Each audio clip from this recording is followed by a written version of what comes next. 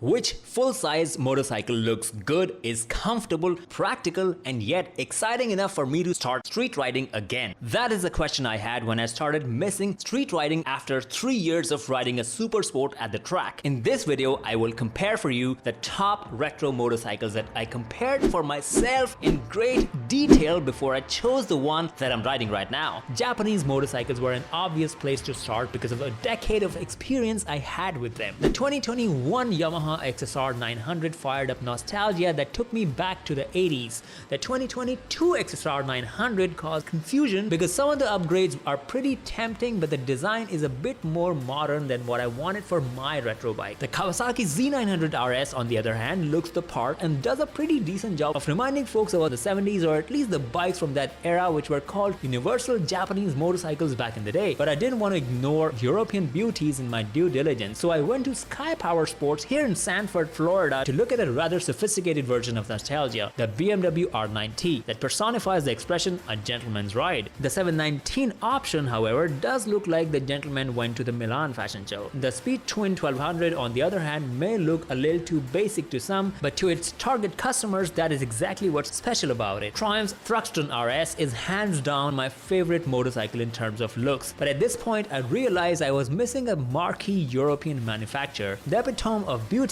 and performance, Ducati. I don't even need to say anything about how gorgeous the Ducati Scrambler 1100 looks, and while I was drooling all over it, I got distracted by another piece of motorcycle artwork right across the door at the same dealership, the Indian Motorcycles FTR, which is way more beautiful in person than videos can do it justice. And before I start comparing performance, could you please hit the like button so more people can watch this video for their motorcycle purchase research. Now, with the shortlist drawn up, I started my research and watched hours and hours of media reviews, owner reviews, read articles and forum threads for months, and even managed to test ride a few of them.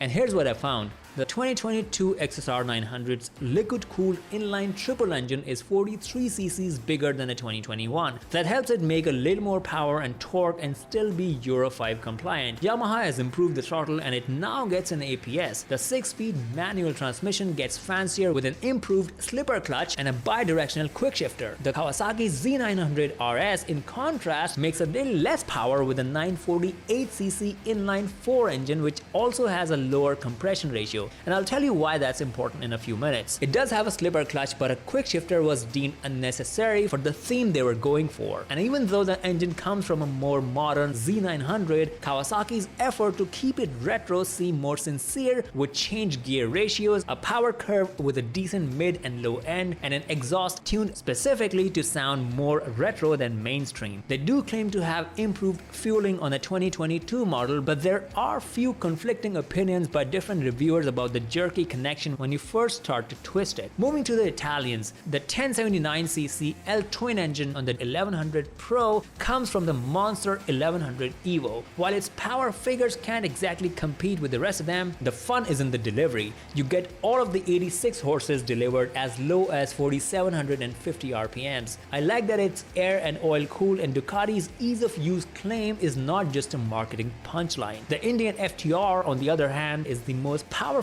torque monster in this comparison. It does get a slip assist clutch but no quick shifter. Some owners have pointed out a lurchy throttle which forces you to pay more attention to throttle modulation. The BMW R9T's 1170cc boxer twin is among the smoother twin engines, which is air and oil cooled, and you get usable power down low and a torquey mid-range. It's the only bike in this comparison with a shaft drive and a dry clutch. And before you dismiss its sporting ability for that reason, I would encourage you to Google Super Hooligan Racing Series in Motor America, where the FTR and the R9T are giving modern, full-sized naked bikes a run for their money. The BMW is often compared with the Triumph Speed Twin 1200, which sports the 270-degree parallel twin engine that is also used in the Bonneville T120 and the Thruxton RS. It does get a slipper clutch and a chain drive, but between the three Triumphs with the same engine and different tunes, the Thruxton is the sportiest of the lot. And with engine performance and size comes engine heat. heat. And no matter what the reviewers tell you, full-size engines run hot when they're being ridden in hot conditions or ridden slowly in stop-go traffic. The FTR does pull a neat trick where it shuts off one cylinder when it's getting too hot. The XSR 900's engine is the smallest one in this comparison and has a modern radiator, so the heat on your legs almost never gets uncomfortable, which I can vouch for from my test rides. Talking of comfort, the suspension, tires and brakes were next on my things to compare checklist. The 2022 XSR 900 still has KYB's 41mm front forks that travel the same as before, but they're fully adjustable now. The 2021 only had rebound and preload adjustability. Rear suspension has similar adjustability as before, but Yamaha claims they have inclined it a bit forward for a cleaner look, which I can't seem to differentiate. Maybe I'm getting older than I look and need new glasses. The wheels are still golden, but Yamaha claims they are spin forged and reduce overall unsprung weight without actually giving any specific numbers. They do claim that the frame is 50% stiffer and 2.3 kilograms lighter than the outgoing model. The tires are Bridgestones as well, but the new one gets F22s, which I have found to be pretty good even for mid-pack pace at the track. For the street, they're more than what one needs. The Brembo Master Cylinder is my favorite upgrade Yamaha has made to the 2022 model, but the calipers are still radial Advics in the front and Nissans in the rear. To be honest, I found those brakes to be pretty decent for street riding. The Z900 RS gets similar forks from KYB, but they travel a little less than the ones on the Yamaha. Rear monoshock is gas charged, and if you got the SE model, you could get gold KYB forks and Olin S46 rear shock with a remote preload adjuster. The 17-inch cast alloy wheels are chrome on the RS, black on the Cafe, and gold on the SE. The Dunlop GPR 300 tires are okay at best, even for conservative street riding, but the absolute worst if you want to do anything remotely fun, as I found out when I rode a friend's Z900 Cafe recently. The Kawasaki OEM Master Cylinder and calipers are both radial, but I wasn't impressed with the braking or lack thereof. The SE model gets Brembo M4.32 calipers and steel braided lines as standard, but it is a bit more money, as you will find out when we get to the price comparison later in the video. Ducati also differentiates its Scrambler 1100 Pro trims with the type of equipment you get. The Dark Pro is the standard trim and the Tribute Pro is the limited run trim. Both get 45mm Marzocchi fully adjustable forks and KYB shock with adjustable rebound and preload. The Sports Pro is the top trim and gets 48-inch fully adjustable Olin forks, and the monoshock has rebound and preload adjustability. The Dark Pro and Sports Pro get 18 and 17-inch cast alloy wheels, and the Tribute Pro gets wire-spoked aluminum wheels for some Ducati nostalgia. Pirelli MT60 RS tires on all three trims are pretty decent for the power the 1100cc engine puts out, but the Tribute Pro gets a tube-type configuration. The brakes across the three trims are an interesting combination of an axial master cylinder paired with Brembo M4.32 monoblock 4-piston calipers. The dual brake rotors up front are bigger than both the XSR 900 and the Z900 RS. The American flat tracker, in an endeavor to compete with the European and Japanese retro street bikes, is now available with 17-inch front and rear cast alloy wheels in three trims: the FTR Base, the FTR S, and the FTR R Carbon. If you wanted FTR with 19 and 18-inch wheels like they had earlier, you can still get those on the FTR Rally and the FTR Championship Edition. The FTR Base and the FTR S trims get Sachs fully adjustable USD forks and piggyback monoshock, which is also fully adjustable. On the FTR R Carbon trim, you get Olin's front and back with the same travel and the same fork tube diameter. The street FTRs get Metzeler Sporttech M9 RR tires. The Rally gets Pirelli Scorpion Rally STRs, and the Championship Edition gets Dunlop DT3R tires. All trims get pretty good spec Brembo brakes front and back. If you think about it, this American legend gets a lot of European componentry to impress its customers. But what about the Europeans? Well, the BMW split into 4 trims with the same engine and transmission,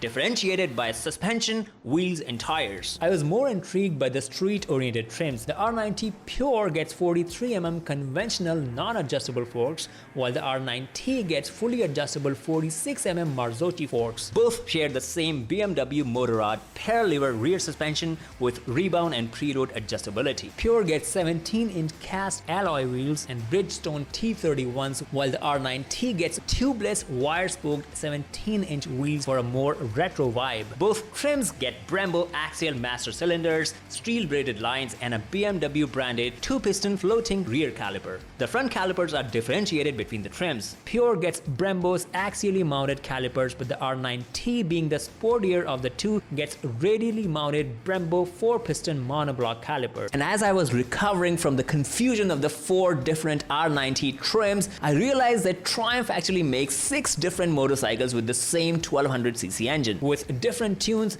different equipment for different riding styles with different names. The Street Twin 1200 and the Thruxton RS are the most performance-oriented ones with enough oomph to catch my eye. Speed Twin gets Marzocchi non-adjustable forks and the Twin RSU shocks with preload adjustability only. Thruxton RS gets more performance-oriented 43mm Showa big piston USD forks that are fully adjustable and all-in twin piggyback shocks which are also fully adjustable. Cast alloy wheels on the Speed Twin obviously don't look as cool as the spoked wheels on the Thruxton, but the tubeless Metzeler Racetech RR on the Speed Twin might give you a little more peace of mind than the tube type configuration on the Thruxton. Both bikes get Brembo calipers up front and Nissan 2-piston calipers in the rear. And before I go to practical aspects like seat height and weight comparison, let's spend a minute to tackle something a little more subjective and a bit more complex: the balance these bikes strike between retro aesthetics and modern technology. For example, the 2022 XSR 900 gets LED headlight, LED turn signals, and LED tail light, which are significant improvements over the halogen headlight, floppy turn signals, and a massive LED tail light on the 2021 model. The new 3.5-inch rectangular plasticky TFT dash to me is a bit of a departure from the retro vibe. Although moving the inconveniently placed controls from the side of the dash to the switchgear on the handlebar is indeed a good move. The Z900 RS aces all of those areas. Bullet-shaped analog dials for speeds and revs with a minimalistic LCD tucked away between them. Switchgear on the left handlebar controls functions like traction control and power modes. The full LED lighting is functional without compromising on the retro form. The Ducati LED headlight is by far the coolest one of the lot, with circular DRL and the metal X mimicking the tapes from the 70s. The turn signal and the tail light are also pretty good, but I can still see room for some customization. The dash strikes a decent balance between retro form and modern function. I just wish it was inversely lit for better visibility, kind of like the 2021 XSR. The FTR S and R Carbon get a 4.7-inch touchscreen, which is almost a smartphone, and I'm not a fan of the form or the function. Like, who wants to touch their dash while they're riding?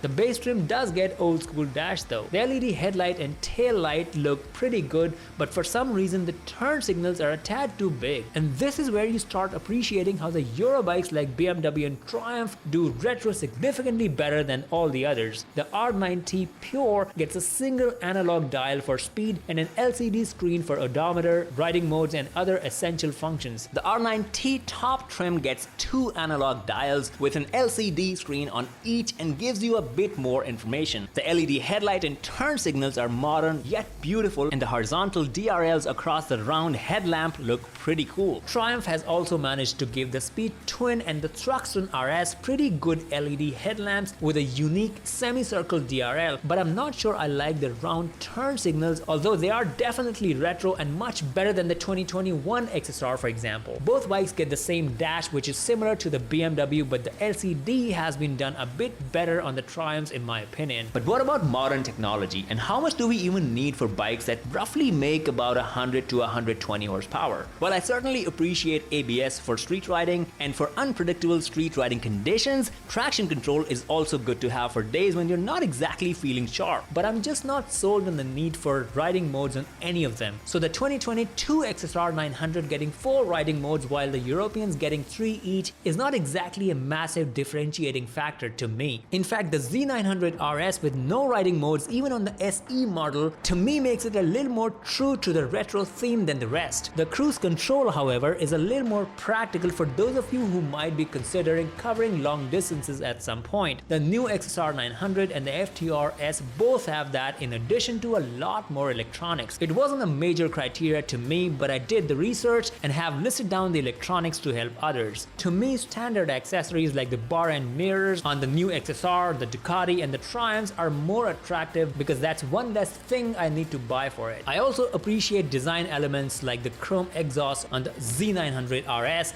the twin exhaust on the Triumphs, but if I had to pick my favorite style, I absolutely love the one on the Scrambler 1100 Pro. But here's the thing about accessories like turn signals, tail lights, mirrors, and especially exhaust pipes. No matter which motorcycle you pick, customization to make them your own and somewhat unique is an inherent part of motorcycle ownership. So I will leave my Revzilla and Amazon affiliate links in the description so you could experience the joy of buying bits and bobs for your beloved motorcycle, and in the process support this motorcycle lover for the work it took to put this video together. It doesn't cost you anything extra, but I may get a small commission. Anyway, since we just spoke about exhaust pipes, how about you get your headphones and I play the exhaust notes for you to compare. Listen in.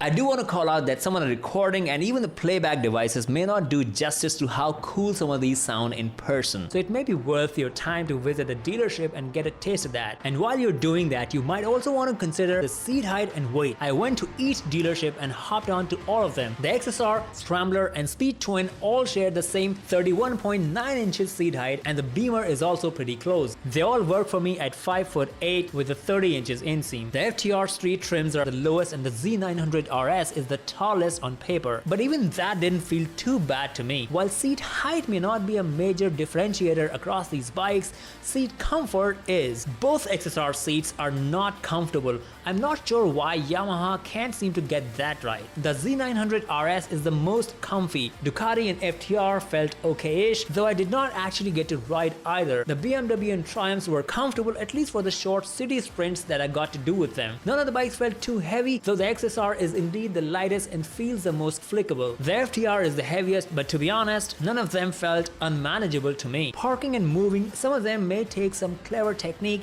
but I don't expect novices to buy these bikes in the first place. And before I start talking about prices, let's compare the fuel efficiency and range. The R9T gets the biggest fuel tank, and if the internet is to be believed, a pretty decent fuel consumption gives it the highest range. The FTR seems to be the one needing the most frequent fuel stops, which could be a bit annoying, especially in larger countries like the US. The 2021 XSR used to have a 150-mile range, but if Yamaha is to be believed, the new one claims to be doing a little better. Another feather in the Z900 RS's cap is that since it's a low compression engine, you may be able to get away with regular gas, unlike the rest of them that need premium. At this point, among my top 3 were the XSR 900s, but I was torn between the 2021 and the 2022 because I preferred the looks of the 21, but some of the equipment on the 22 was quite enticing. The Scrambler 1100 Sports Pro was the next one, but I couldn't justify an 86 horsepower motorcycle for about $17,000 US. Thruxton RS had everything going for it as far as I'm concerned, but then I had this interesting realization. What I really wanted to do was to use the learning I've gained over the years in terms of riding skill and mechanical know-how and use that for building a bike exactly to my taste and riding on the streets in the style I like. The 2021 XSR has the base for me to customize it to a beautiful motorcycle that could also remind me of my dad's motorcycle from the 70s. The track bike is still staying, so throwing fewer dollar bills on my second money pit is also important to me. I'm gonna make videos about it and tell you how it goes. But I'm not saying the XSR 900 is the best retro bike for you. The intent of this video is to bring to you all the information that I gathered over months, so it could also help you with your motorcycle purchase due diligence. Here's a view of the prices of all of these bikes in the US, Canada, UK, India and Australia, where most of my videos are watched. You could subscribe to the channel if you like useful motorcycle content, and if you're interested in thoroughly evaluating mid-segment retro bikes which are a bit more budget friendly, you could watch this video. This is Faraz, building a comprehensive motorcycle comparison video database, one video at a time.